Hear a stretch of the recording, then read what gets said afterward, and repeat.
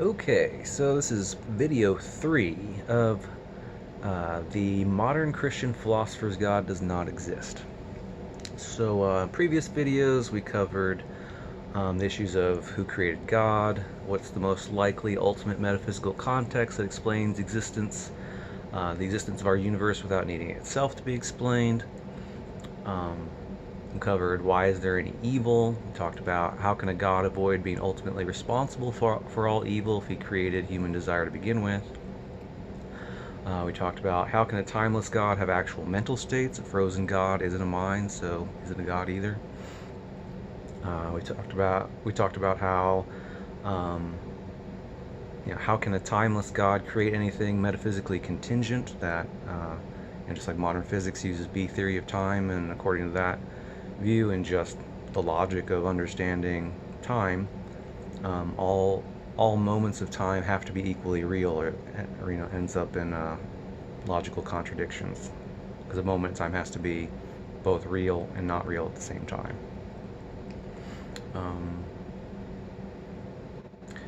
And we also talked about how can a God be non-physical?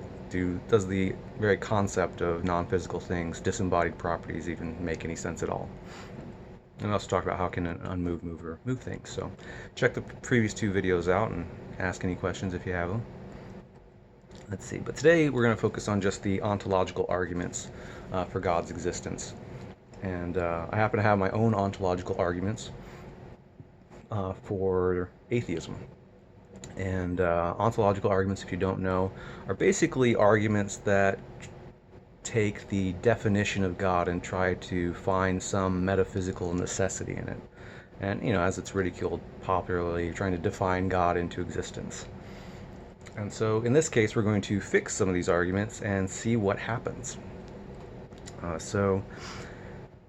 Don't ontological arguments and perfect being theology, if unverified forms of argument are to be trusted at all, actually result in proving Max Tegmark's ultimate ensemble universe rather than proving an arbitrary, morally good God with unnecessary superpowers exists? So let me explain some of that. First of all, ontological arguments, like, no one's ever been able to prove that an ontological argument works at all. As I tried to explain at the end of the last video, it's an unverified type of argument. Other arguments like deductive arguments or inferential arguments or abductive arguments, all of those you can test and find out. Like, you can make the argument and then go like, okay, well, if this argument's correct, then I can go check and see that it is correct. And then you check and see, and it's like, okay, well, we should trust this argument, this form of argument.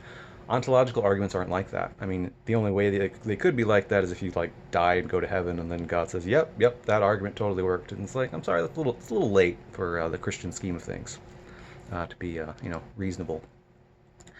So, and then also, of course, perfect being theology is another variant of this kind of thing where they're coming up with some kind of definition of just absolute perfection, and that something in that necessarily makes that perfect thing have to exist. And also, if you're not familiar, Max Tegmark is a cosmologist. He has a book out, Our Mathematical Universe. I highly recommend reading it. He talks about the ultimate ensemble universe and the idea that it doesn't make any sense for just the standard model to be real in terms of this universe. If the standard model is real, then why not, like every other conceivable, mathematically describable object, why aren't those real too? It's actually more arbitrary to suppose that the standard model is just all that there is, or even a multiverse is all that there is, because it's metaphysically arbitrary. And the simplest resolution of that is just to say, well, all mathematically describable objects actually exist, including the standard model and an infinite, variety of any other kinds of things like that, which would involve an infinite multiverse and other things that aren't like universes that are still mathematically describable objects in some form, a space that you couldn't live in, but might still exist in some way. So if you apply these ontological arguments and you actually fix them, For instance, if existing would make anything better, then wouldn't ontological arguments result in all mathematically describable states of being existing? Because you could pick every single type of mathematical object, literally anything that can exist, and then you say, well, wouldn't it be a little bit better if it did? And ontological arguments are routinely derided for failing to notice this, and they try to make defenses about it.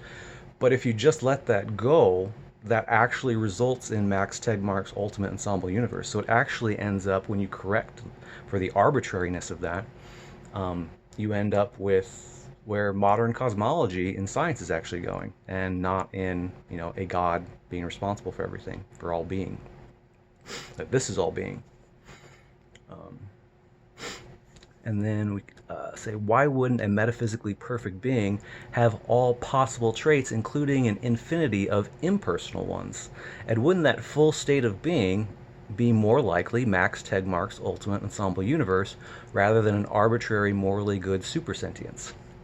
So if you're saying, what is the grandest, most perfect being? Well, maybe it's all possible mathematically describable objects existing perfectly as they are, to whatever degree. That the true perfection of existence is everything getting to exist exactly as it is. So again, if you correct for this ontological argument for God, and you get rid of the arbitrary stuff, or you take its logic to its full measure, you actually arrive at where modern physics is probably going, assuming Max Tegmark's actually onto something. Again, read his book. He's on the cutting edge of this kind of stuff. I highly recommend it. And then a third pass at this, would God's perfect knowledge base be metaphysically identical to Max Tegmark's ultimate ensemble universe, where all mathematically describable objects exist? And if everything already exists, then why create duplicates? And why have an unnecessary theocortex that has no job to do? So ultimately, the common ground, let's say someone just believes in, Max Tegmark's ultimate ensemble universe. Let's see how many times I can say that in this video. Let's say somebody just believes in that, and then somebody believes in, the omnipotent, omniscient God who must have a perfect imagination and a perfect knowledge base. Well, what would that knowledge base include? Well, it wouldn't include, he wouldn't know about any logically contradictory things, or, things that are impossible to exist. Like God can't imagine a circular square because circular squares can't be imagined by anybody. But if he can, you'd have to say, well, yeah, sure, God would be able to imagine Max Tegmark's ultimate ensemble universe, right? Because that would be literally the definition of being able to imagine everything. Because that's what Max Tegmark's talking about, and that's what God's got to be able to do. So the common ground, metaphysically, is that God's imagination is the common ground. But once you have that, you don't actually need a God to do anything. You don't need a mind to bring anything else into existence, because everything already exists, and you would just be creating duplicates. So again, if you correct for the unnecessary baggage, the unnecessary arbitrary baggage of theism, you end up with just Max Tegmark's view, in my opinion. And incidentally, you can go further. You can combine this kind of stuff with the argument from evil, with some scary implications. So since the Bible claims God knows good and evil in Genesis, and since a perfectly moral God would never willfully create or enable evil, again, we can refer back to an argument I made in the first video where perfect gods only make perfect creations that can't become imperfect. And since evil clearly exists, as Christian theology has, readily admits, if we have to accept that this God exists for some reason, it is much more likely we are an uncreated world residing in God's perfect knowledge of possible evil worlds, rather than any contingent creation God chose to bring into existence. So basically this means that all that stuff backfires, and we could just be in God's imagination and not an actual created world. We'd be a knowledge world, an incidental artifact of God's perfect imagination. So his imagination would include all logically possible, mathematically describable objects. We fit that definition. God's not going to create an evil world, or a world that can break. So if we have to accept, a theory of time, or if we have to accept, contingency claims or some other reason for God to exist, well, the argument from evil is still there and still backfires. And an interesting thought. thought experiment there at least. And I will conclude there. So I'd love to hear what people think about this, since I think I might be the only one making this kind of ontological argument for God's non-existence, and combining it with modern cosmology. So I would love to hear what people think. But looks like there's at least going to be a part 4 and maybe a part 5 of this video. We'll see.